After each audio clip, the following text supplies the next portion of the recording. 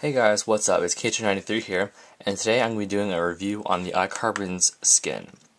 You guys should know that iCarbons is a newer manufacturer for skins for iDevices, and soon to be also Droid and Samsung devices as well.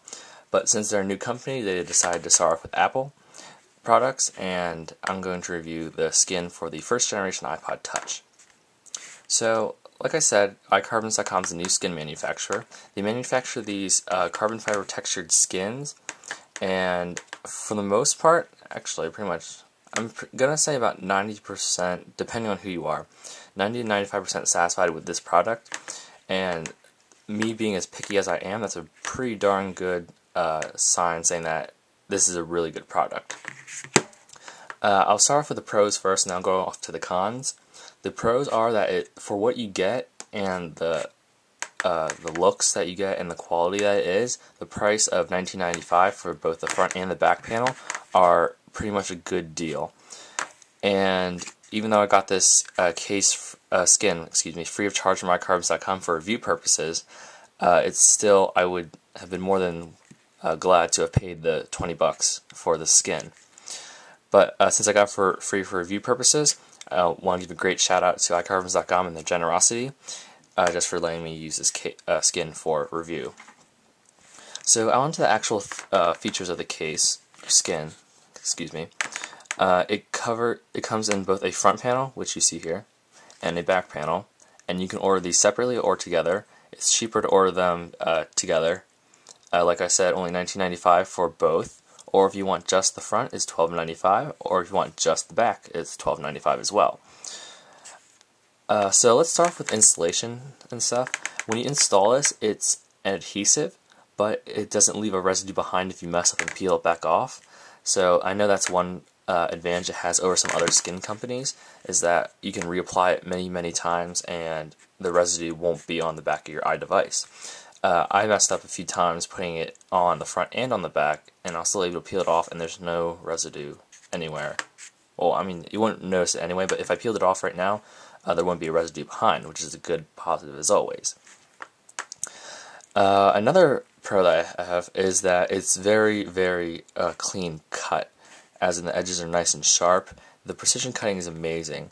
This white apple on the back isn't one continuous skin, it's actually the black part, and they cut out the apple part, and then they send you another smaller piece that has just the white apple in it, for the black skin at least. And then you just pop that in there, and you can barely tell, like right now you can barely feel that it's there. It feels like one continuous piece of carbon fiber material, and you can't even see the edges. They are snug as a glove. So that's another pro, is that it's very well cut. I'll get back to that on a little bit later about the cutting, because there is one thing I have to say about that that's not particularly a positive. But other than that, it's a pretty darn good case. It's durable. I've had it for about a week in my pocket and like throwing it around, and it hasn't really gotten a scratch, so that's pretty darn good. It also looks very sleek, as you guys can see here. I've showed this around to many of my friends, and they not really jealous, but they were just sort of wowed that, you know, it looks really cool. And that's partially what, you know, what drove me to go get a review unit.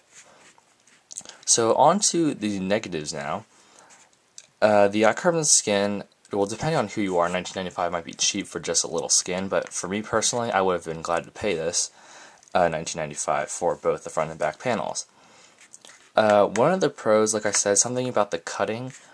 On the back, you can't see it because my camera's not really good enough, but when you try to apply a flat skin on a rounded surface, you all should know that when you get to specifically a corner, like it's not so bad when you go from here to here, but when you go on a corner, I'm not sure if you can see this, but no, that's not a good corner to show, but around here, you can't really see it, but when you try to put two flat pieces and then fold it over a corner, there's a small tent that is left behind because of the extra material there.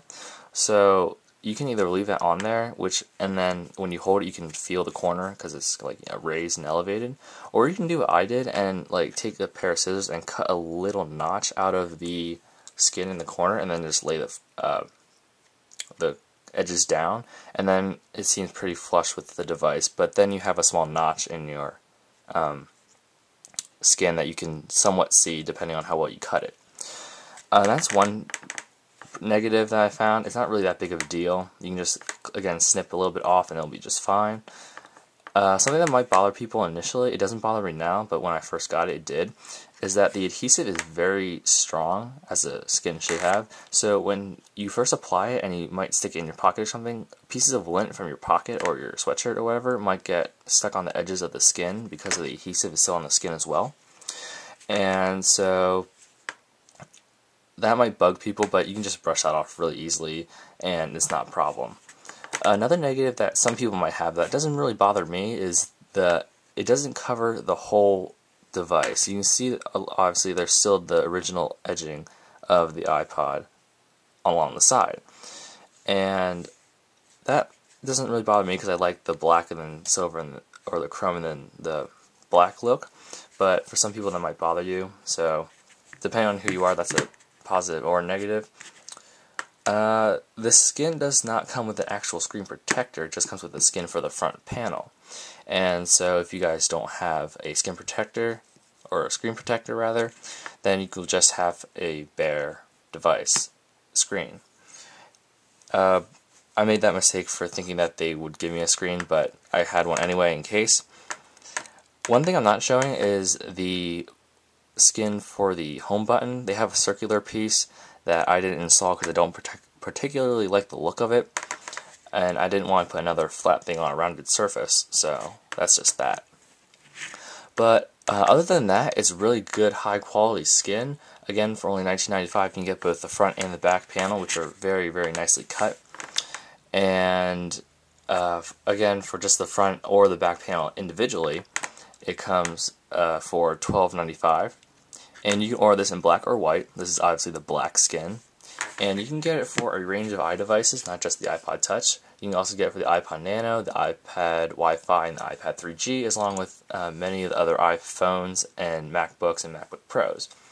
So you can go on their website right now, iCarbons.com, and then you can check out their products and see how you like them. So that's the review on the iCarbons skin for at least the iPod Touch first generation. Hope you guys enjoyed this review, and I'll see you guys in the next video.